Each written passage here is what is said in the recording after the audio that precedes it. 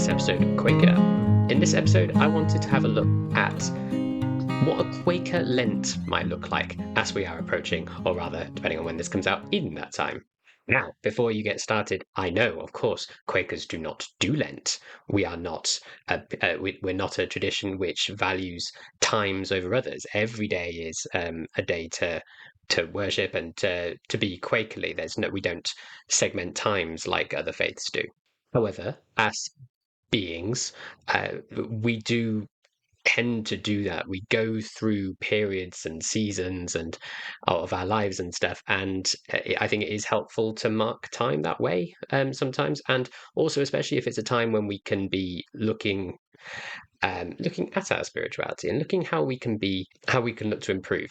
And I think Lent's really good for this because obviously Lent is a period where you give things up, or as a idea of fasting as well. Now, as I said, Quakers don't have any tradition of doing this at all, and nor am I trying to say that we should instigate like a Quaker Lent period or anything like that. But I think it's got me thinking as it is coming up, or is that period, just made me thought, well, how could a Quaker react to Lent? And so it got me thinking with thinking about Lent in accordance with the testimony of simplicity. Obviously, simplicity is about shedding things back, maybe denying yourself certain things or certain things that maybe the worldly you wants, and saying, no, actually, that's not what's good for me spiritually. It's not good for me physically or whatever. And obviously, simplicity is something that Quakers are looking to uphold all the time. But as I'm kind of coming to realize, I am going to be doing a playlist on the testimonies, and maybe I'll throw this in there, as a sort of aside on simplicity. For me personally, I'm finding it quite hard, obviously, to uphold all of those all the time, every single day. As I would imagine, everyone is. And so what I'm thinking of doing is maybe having certain times, or for a certain period of time. I don't need to regiment it or anything, but just where one of those, or maybe two of them, are a focus for me. So I've come up with 5 top tips as to how we could have a simple Quaker Lent period. So the first one is quite simple and I think very Quaker, and it's something that I have actually recommended before in my video on how to be more Quaker every day. And that is self-reflection and mindfulness. So, for example, I've suggested it before as a good way of just connecting with a deeper with yourself or the inner light on a deeper level.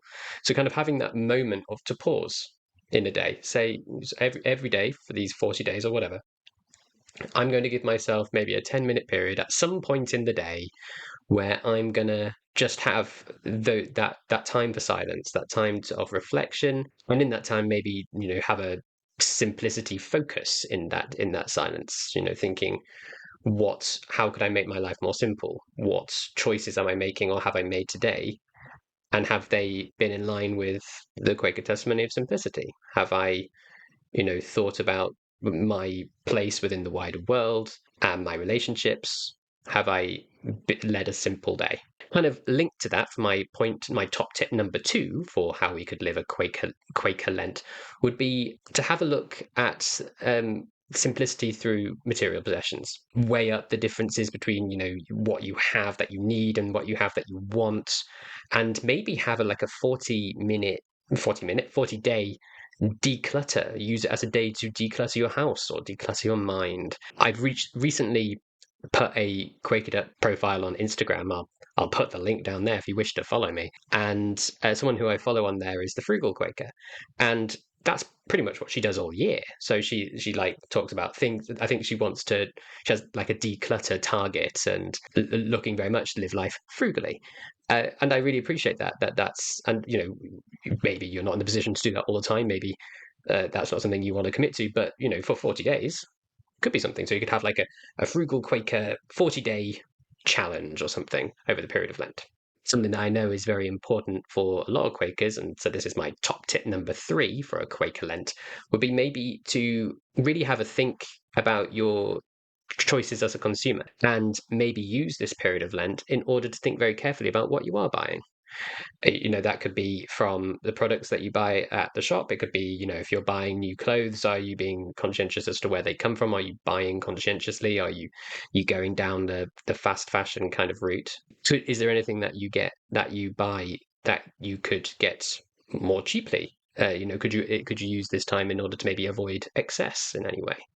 Kind of linking onto that as well for my top tip, Quaker Lent number 4, maybe looking at maybe environmental simplicity. Obviously, this is huge in Quaker culture at the moment. It fits in very nicely with the last advice and queries, the last section in the advices and queries, number 42, which goes, "We do not own the world, and its riches are not ours to dispose of at will. Show a loving consideration for all creatures and seek to maintain the beauty and variety of the world. Work to ensure that our increasing power over nature is used responsibly, with reverence for life. Rejoice in the splendor of God's continuing creation."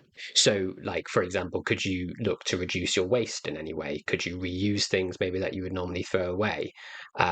Could you maybe, if things like if you're throwing away clothes, if they're not like broken or anything, or damaged beyond repair, could they be sent to charity shops or anything? I've got thousands of books. We're constantly looking to send things over to the charity shop that way. So, can you look to reduce waste?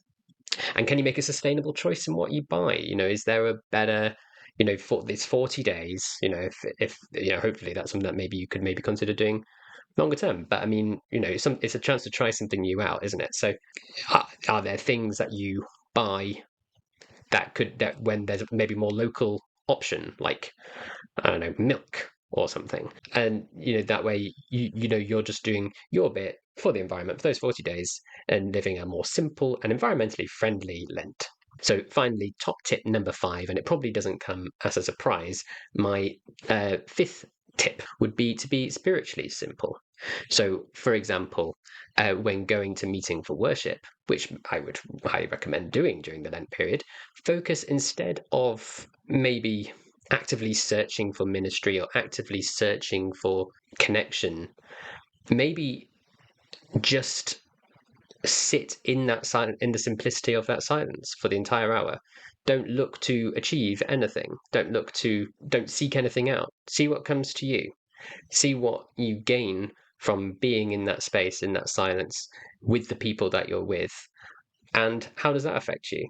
If you're not thinking about anything else, really try and declutter your mind and leave yourself to science, really valuing the simplicity of what we do. In terms of our faith and the practice of our faith, it's really it is highly simple, isn't it? And so maybe think on that, maybe experience that, and see what that does for your meeting for worship hour. And as I said, maybe use that time use time in between meeting for worship in order to really try and incorporate that more generally into your life as well. So there you go. There are my top 5 tips. Now, as I said, you don't need to do it at all. Maybe it could just be something just to raise awareness as to how you could be more simple in your life more generally. Obviously, it doesn't have to be for Lent. If you do it, let me know. I'm thinking about which one I'm going to do, because I do a couple of them already, but I think it'd be nice to maybe focus on one. I need to think, and I'll let you guys know. What do you guys do for Lent more generally? This is me trying to fit Quaker values into Lent, but obviously Quakers traditionally don't celebrate Lent at all. But I know that people are hyphenated Quakers, so have different religious backgrounds. So how does Lent look for you? What is the importance of Lent? Is there a way of doing a Quaker Lent that you think is different to how I've looked at it? Let me know. Otherwise, I'll see you again next time. Thank you very much for watching the video. If you liked it, please do click on the thumbs up and the subscribe button to get more videos about Quakerism in the UK today. It really does help, and thanks once again.